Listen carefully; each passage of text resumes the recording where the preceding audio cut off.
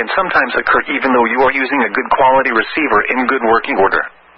To provide the most consistent and dependable warning service possible, the warning alarm will be activated for hazardous watches and warnings for the following counties: in Southeast New York, Bronx, Kings, Nassau, New York, Orange, Putnam, Queens, Richmond, Rockland, Suffolk, and Westchester; in Northern and Central New Jersey, Bergen, Essex, Hudson, Hunterdon, Middlesex, Monmouth, Morris, Passaic, Somerset, Sussex, Union, and Warren; and in Southwest Connecticut, Fairfield.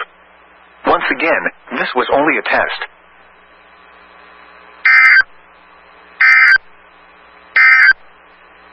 Red flag warning now in effect from 10 a.m. this morning to 7 p.m. this evening for Southern Connecticut.